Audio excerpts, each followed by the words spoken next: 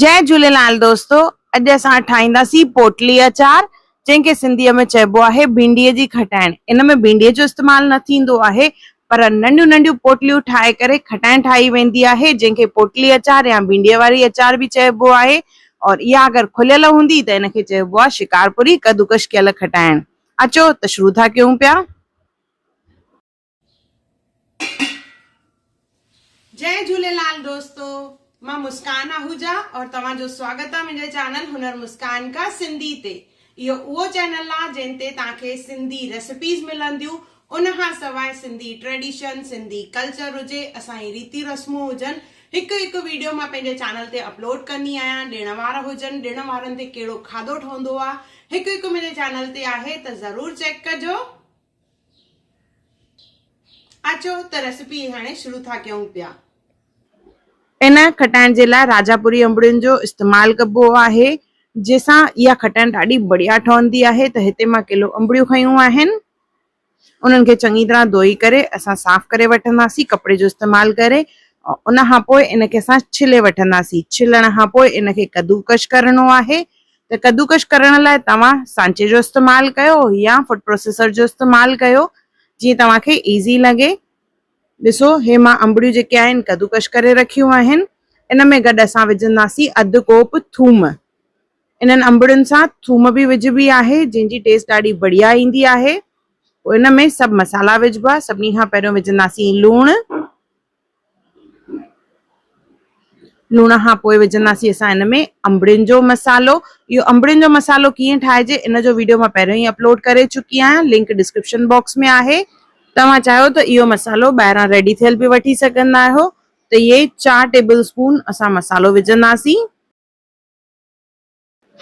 उन सां गॾु इहे खटाइण जेका आहे इन में शुआरनि जो इस्तेमालु थींदो आहे, त 10 खां 12 शुआरा विझंदासीं किलो ते। इहा मेजरमेंट मां सभु किलो खटाइण जी ॿुधाई आहे, यानी किलो अंबड़ियुनि जो इस्तेमालु करे शुआरनि खे धोई करे 2 अधनि में कट करे पोइ विझणो आहे। उन्हनि मां खखड़ी कढी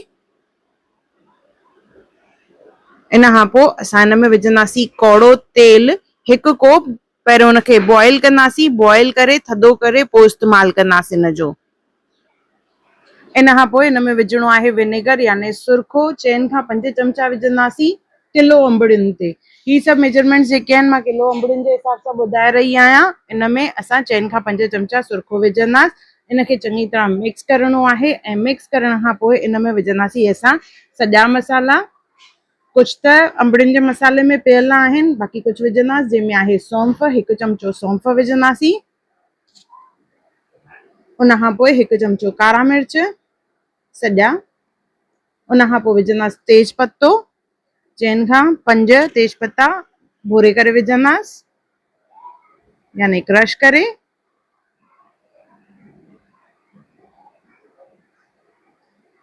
इन खां पोइ विझंदासीं असां वॾा फोटा।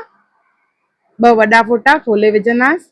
नंढा फोटा अंबड़ियुनि जे मसाले में आहिनि, इन करे मां हिते न विझी रही आहियां, पर तव्हांजे मसाले में अगरि न हुजनि त तव्हां हिते 4 नंढा फोटा विझिजो।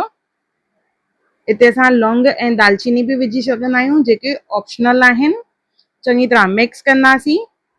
सभु मसाला विझी करे इनखे चङी तरह मिक्स कंदासीं।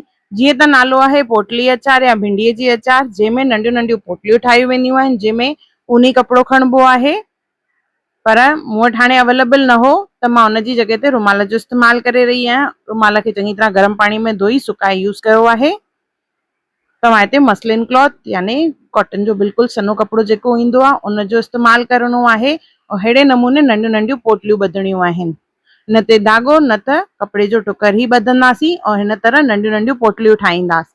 त अधु खटाइण मां पोटलियूं ठाहे रही आहियां, अधु खटाइण मां ईअं ई रखंदसि।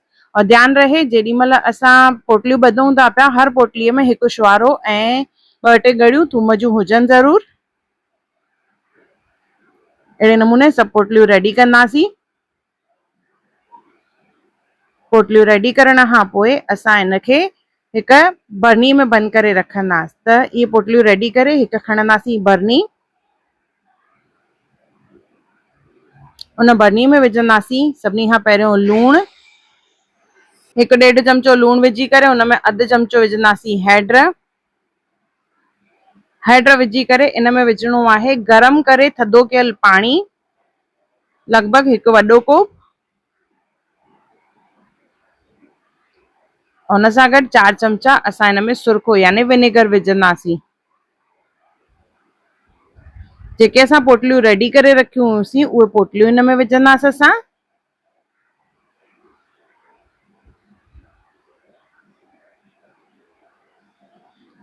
पोटलियूं विझी करे इन जे मथां असांखे विझणो आहे कौड़ो तेल, गरम करे थधो करे असां इन में कौड़ो तेल विझंदासीं, जीअं मथो त जेको आहे उहो तेल में हुजे और असांजी खटाइण जेका आहे ख़राब न थिए।